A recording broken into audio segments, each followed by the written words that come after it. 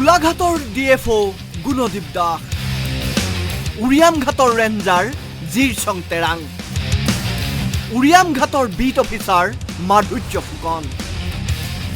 এই তিনিজন বন বিষয়াৰ বাবেই উৰিয়ামঘাট এতিয়া গেলিছে। ডিএফঅ গুণদীপ দাসৰ পৃষ্ঠপোষকতাৰ বাবেই উৰিয়ামঘাটত বন্ধ নহয় শিলৰ চিণ্ডিকেট। GPS লোকেশ্যনত তোলা এই দৃশ্যবোৰ ভালকৈ চাওক। ৰেংমা সংৰক্ষিত বনাঞ্চলৰ দৈয়াং নদীৰ দৃশ্য এয়া জানো নাগালেণ্ডৰ দৃশ্য? নিশ্চিতভাৱে নহয়। তেনেহলে এই খননস্থলীৰ পৰা উৰিয়ামঘাটৰ মাজেৰে ওলাই যোৱা শিল ভৰ্তি ডাম্পাৰসমূহে কেনেকৈ পায় নাগালেণ্ডৰ চালান? গোলাঘাটৰ বন বিষয়াই এনেকৈ লুটিবলৈ কিয় সুবিধা কৰি দিছে? ৰাজ্য চৰকাৰে যাৰ বাবে কোটি কোটি টকাৰ ৰাজহ হেৰুৱাইছে। মুঠৰ ওপৰত দুখন বেপাৰ চলিছে উৰিয়ামঘাটত। এখন বেপাৰ চালানৰ বেপাৰ, আনখন বেপাৰ হৈছে শিলৰ ২ নম্বৰী বেপাৰ। উৰিয়ামঘাটৰ পাণ দোকানতো উপলব্ধ এতিয়া নাগালেণ্ডৰ চালান। শিল বেপাৰীয়ে নাগালেণ্ডৰ চালান ক্ৰয় কৰি ৰেংমা সংৰক্ষিত বনাঞ্চলৰ পৰা শিল সৰবৰাহ অব্যাহত ৰাখিছে। এই দৃশ্য আকৌ এবাৰ চাওক। শিল মাফিয়াই ফকলেন লগাই ৰেংমা সংৰক্ষিত বনাঞ্চলৰ পিঠাঘাট, খেৰবাৰী, দলনি পথাৰ, মধুপুৰ আদিত অব্যাহত ৰাখিছে অবাধ শিল খনন কাৰ্য। দৈয়াং নদীৰ অসমৰ পাৰে দিনে নিশাই অব্যাহত শিল খনন কাৰ্য।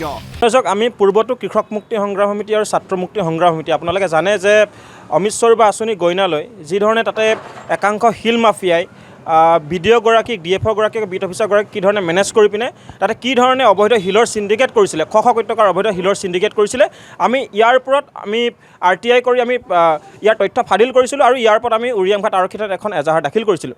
কিন্তু অতি পৰিতাপৰ বিষয় যে তেখেতলোকৰ ওপৰত কোনো ধৰণৰ ব্যৱস্থা গ্ৰহণ নকৰিলে পুলিচৰ বা প্ৰশাসনৰ ওপৰত। আমি এতিয়া ক'ব খুজিছোঁ যে এজন অদৃশ্য শক্তিমানৰ হাত থকাৰ কাৰণে এইসকল লোক, এইখন যিসকল শিলৰ চিণ্ডিকেটৰ লগত জড়িত, যিসকল বিষয়া শিলৰ চিণ্ডিকেটৰ লগত জড়িত, তেখেতলোকে হাত সাৰি আচলতে যায়। এতিয়া আমাৰ কথা হৈছে যে এতিয়া পুনৰ আচলতে দৈয়াং নদীৰ পাৰত, যিটো পাৰে আমাৰ অসমৰ পাৰে পৰে, সেইটো পাৰে আচলতে অবৈধভাৱে একাংশ শিল মাফিয়াই বিট অফিচাৰগৰাকীক মেনেজ কৰি, ৰেঞ্জাৰগৰাকীক মেনেজ কৰি আৰু ডিএফঅ'গৰাকীক মেনেজ কৰি শিলৰ খনন কৰি আছে। আৰু আমি তাত যেতিয়া তাতে GPS মেপত তাতে যিটো লোকেশ্যনটো আমি মাৰি দিওঁ, তাতে ওলাইছে অসমৰ পাৰ। কিন্তু যেতিয়া আপোনালোকে বিট অফিচাৰগৰাকী বা ৰেঞ্জাৰগৰাকীক সুধিব যে এইটো কোন পাৰে খান্দি আছে, তেখেতলোকে যে নাগালেণ্ড পাৰে। আৰু এতিয়া আমি সন্দেহ কৰিছোঁ যে তাত যিসকল লোকে শিল খনন কৰি আছে, যিসকল লোক শিলৰ চিণ্ডিকেটৰ লগত জড়িত, তেখেতলোকে এটা বুজন পৰিমাণৰ আচলতে ধন দিয়াৰ কাৰণেই আচলতে অসমৰ মাটিত এনেধৰণে অবৈধভাৱে শিল খনন তেখেতলোকে কৰি গৈ আছে। উৰিয়ামঘাটৰ দায়িত্বত থকা খণ্ড বন বিষয়া মাধুৰ্য ফুকন মেনেজ। বাৰে বাৰে তথ্য সহকাৰে বাতৰি সম্প্ৰচাৰ কৰাৰ পাছতো কোনো গাত কথা নাই বন বিষয়াগৰাকীৰ। ৰেঞ্জ অফিচটো উৰিয়ামঘাটতে আছে। ৰেঞ্জৰ দায়িত্বত থকা জিৰচং তেৰাঙো চকুমুদা কুলিৰ ভাৱত। জিৰচং আৰু মাধুৰ্য এতিয়া চকু থাকিও অন্ধ। আমি দেখুওৱা দৃশ্যবোৰ এই দুই বন বিষয়াই নেদেখে। বহুতে কয় এই দুজন বন বিষয়া শিল মাফিয়াৰ সৈতে সনা পিটিকা। আমি পোনপটীয়াকৈ কৈছোঁ যে ইয়াৰ ভাগ তাৰ যিগৰাকী বিট অফিচাৰ আছে, তাত যিগৰাকী ৰেঞ্জাৰ আছে, গোলাঘাট জিলাৰ যিগৰাকী ডিএফঅ' আছে, তেখেতলোকৰ কৃপা দৃষ্টিৰ ফলতে তেখেতলোকে বুজন পৰিমাণৰ ধন পোৱাৰ কাৰণে তেখেতলোকে গোটেই আচলতে কাৰবাৰটো তাত কৰি থাকিবলৈ দিছে। আমি পূৰ্বতো কৈ আহিছোঁ যে অমিত শ্বাহৰ আঁচনি ৰূপায়ণৰ নামত যিধৰণে শ শ কোটি টকাৰ শিলৰ চিণ্ডিকেট কৰিলে, ঠিক একেধৰণে এতিয়া যিহেতু আপোনালোকে জানে যে সেই টুকুৰা ঠাইত আচলতে উচ্ছেদ কৰিলে, তালৈ ডাঙৰ ডাঙৰ আচলতে প্ৰশাসনিক বিষয়া আহিছিলে, লোক আহিছিলে, PCCF আহিছিলে, তেখেতলোক অহাৰ ফলত তেখেতলোকে অমিত শ্বাহৰ আঁচনি ৰূপায়ণৰ গইনালৈ তাতে শিল খনন কৰিব নোৱাৰিলে। এতিয়া তেখেতলোকে দৈয়াং নদীখন তেখেতলোকে আচলতে টাৰ্গেট কৰি লৈছে।